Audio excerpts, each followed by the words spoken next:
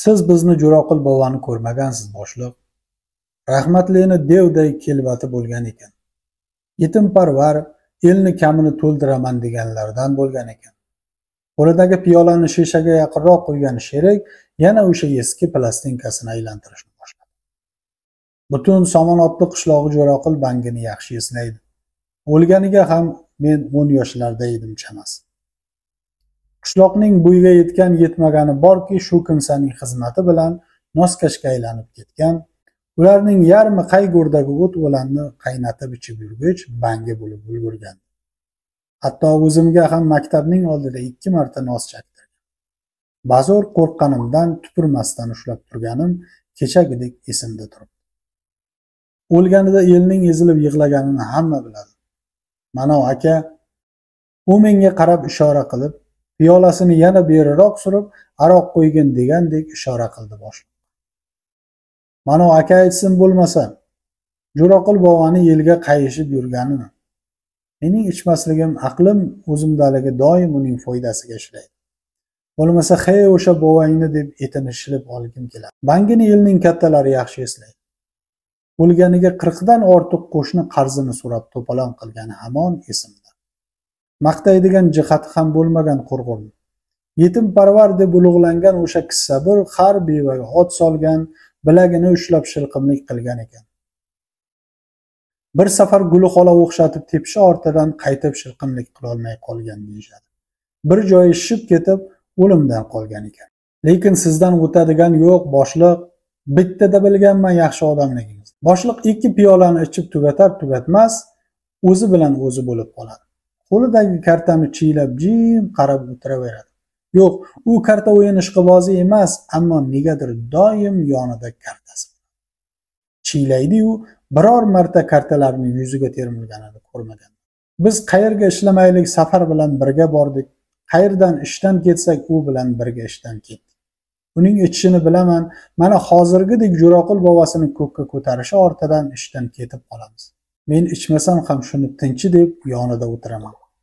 Uyga qo'ltiqlab olib borib tashlayman. Uzoq qarindoshimga uylangani uchun bolalariga ichib achiydi. Bitta yomon odati bor. Ko'p ichib qo'ysa urug' suradi. O'zini ulug'lardan deb aytib, boshqa har qanday urug'ni xizmatchilarga chiqaradi. Bir safar pichoqni tagidan olib chiqib ketganman, ammo uning hech shu odati yo'qolmadi. Mana hozir ham uning ichishni to'xtatishi kerak vaqti bo'lgan, ammo menga imo qilib o'tir. "Ey, gapirib o'tiring, tirkayib. Ey!" ovoz balandlay boshladi. Boshliq parvo qilmasdan karta chiylab o'tirib. Men endi hushyor tortdim. Aslida hozir o'rnimdan turib chiqib ketsam ham bo'ladi. Qachongacha men uni yetaklab yuraman? Bir kuni tavbasiga tayanishi kerak-ku. Yo'q, kutay. Qo'liga bo'sh piyolani olib, obdon ichini ko'rdi. Bo'sh ekanligini ko'rib, uni yerga urib sindirdi. "To'ldirib qo'ysang o'lasanmi, qulvachcha?" menga qarab o'shqirdi. Bu gapni mening birinchi marta eshitishim emas, biroq bo'larim bo'lib turgani uchun jahlim chiqdi. Rostdan men buni qachongacha yetaklab yuraman? Qachongacha men uni qo'riqlashim kerak? Axir 40 yoshni etagiga qarab borayotgan erkak bo'lsa. Menga uning mana shu holati yoqmay ketdi. O'rnimdan turib oldiga bordim. Yuzini menga burib, "Senga nima kerak, qul?" deya yana bir marta gapirdi.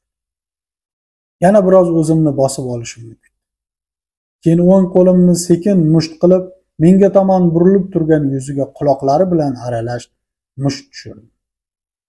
Bir musht bilan u 2 qadam nariga uchib ketdi. O'rnidan tura olmadi. Qilt etmasdan yotardi. Boshliq o'sha o'rnida karta chiylab o'tiribdi. Men ortimga o'girildim. Xonadan chiqib ketishga chog'lanib turar ekanman, mana shu mushtni nega birinchi marta birga ishga kirib turganimizda, birinchi marta Bangi bovasini maqtashni boshlaganida yuziga tushirmaganimga afsuslandim. Hozir men shunchalik yengil tortdimki, hatto 1 yillik oyligimni to'plab qo'limga tutqazganida ham bu kabi mazzani his qilmas edim. Xona eshigini endi ushlagan edim, boshliq meni to'xtatdi. "Qobil aka, shu ishingizni to'g'ri qildingiz. Siz qilmaganingizda shu mushtni men tushirar edim." Javob qaytarmadim. Endi mening yo'lim u bilan ayri. Ishga ertaga keladimi, yo'qmi? Bundan keyin men bilan gaplashadimi yo'qmi, men o'z tanlovimni qilib bo'ldim. O'zimga keraksiz bir tashvishdan voz kechdim. Endi men uni yetaklab, qo'riqlab yurmayman. O'zining tiliga, o'zining ishiga o'zi javob bersin. Nuriddin Siyo.